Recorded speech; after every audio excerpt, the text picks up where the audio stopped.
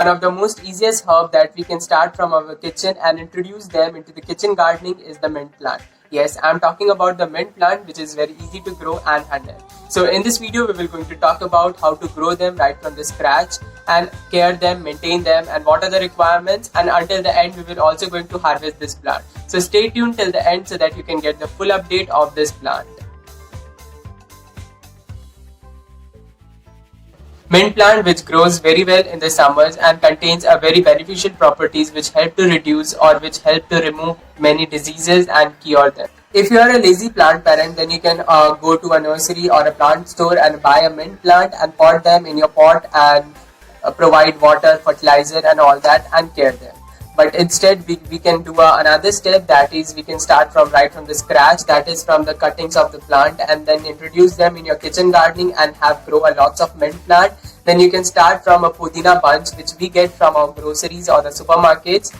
Try to pick up a healthy form so that the plant will turn out into a healthy version. Choose the healthy cuttings, that is the thick or the juicy stems, so that it can turn out in a healthy form and reduce the chances of rotting or the drying of the stems. After selecting, then I will remove all the bottom leaves, because while propagating them, the bottom leaves might get rot into the bottom.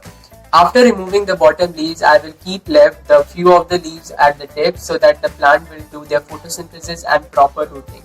Just below the node area, cut a slanting cutting so that it can promote the growth of the roots very properly. Because just at the node area, the plant will produce the root hormones and will enhance the growth of the plant by producing the roots. Keep these cuttings into the glass jar. I always try to choose the transparent glass jar because it gives a satisfaction of the seeing how the roots are growing and the roots are growing properly or not. It's up to your choice that you can choose any of the jars. It can be a transparent, semi-transparent or the fully opaque jars. After a 1 week or so, you will find that the roots are start producing in a thin form and will continue into the long form. In some cases, the plant also start producing roots in 2 to 3 days also. Keeping this plant not in the direct sun, keep this plant away from the direct sun and keep this plant in a proper lit area where it receives a bright indirect sunlight. The plant will produce roots in that condition faster. After a week or so, you will find that the cuttings had start producing roots and it has been grown long like this, and it's not the correct time to transplant them into the soil. You should wait for another 1 week or so, because until you find that the new shoots or the new leaves are start appearing or not. After another week or so, then you will find that the plant has been start producing new growth, that is the new shoots and the new leaves. Then it's the right time to transplant them into the soil.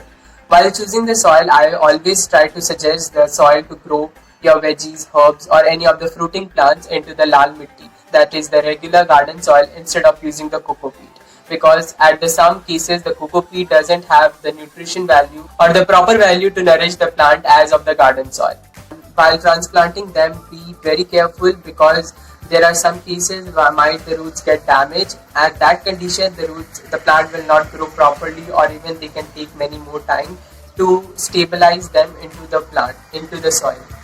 After transplanting them, water them properly or thoroughly until you find that the water droplets coming out from the bottom. And I always try to keep this plant in a moist situation, because the plant will do very well and the root will produce very faster in the moist soil as compared to the dry soil.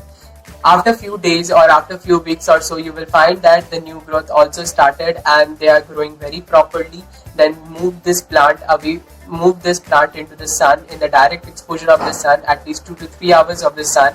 Then the plant will grow in a fresh form, the leaves will be broader enough and the plant will spread very soon. While choosing your container, you should always remember that the container must be a shallow one and a length must be a broader enough, because these plants are the creeper and will soon cover as a ground cover, and this will help you to get a more bunch of leaves. And after 1 month or so, you will find that the plant has covered full of the ground without leaving any part of the soil. And meanwhile, you should always try to pinch this plant so that the plant can grow in a bushier and healthy form. So that's how we are harvesting the plant, and it is grown very much juicy, and we will enjoy them in many dishes and refreshing drinks. Actually, the mint plant is a mosquito repellent and many other pest repellent. So there is very less chances of any pest attack. But if you find any pest attack like of mealybugs or the small flies, white flies, then you should apply neem oil solution once in a week. and so on the infected part so that you can get relief from the pest attack and the plant will again do their best job. Meanwhile, within a week or so or in a 10 days, we should always try to add fertilizer, that is vermicompost or any decomposed organic fertilizer. It can be a cow dung, mustard cake fertilizer or any vermicompost. This will help the plant to get nourished properly and will grow in a healthier and much bigger leaves. Now there are some questions which I want to answer them so that all the viewers get properly answered. One of the viewers asked about that the pest has attacked them and it's not growing properly, then I will suggest to apply neem oil solution for a better result. Precaution is better than cure, so it's better to apply the neem oil solution once in a week normally when the pest has not attacked. Then it will help the plant to secure their life and will avoid attacking the pest. The next question is that the plant is growing very laggy and it's not growing properly, then I would suggest to pinch them regularly from the tips because it will start the lateral growth and the plant will soon start growing in a bushier form and will cover whole pot and it will no more grow in a laggy form. The next question is that the plant is drying up and it's not growing properly, then I will suggest that mint plant likes a moist soil enough but not the waterlogged or the wet soil, so always try to keep the soil moist. How you should figure out the moist soil is that when you will touch the finger into the soil, you will find that it's sticking the finger. That's the kind of moist soil. Avoid overwatering situation, then the plant will not dry enough.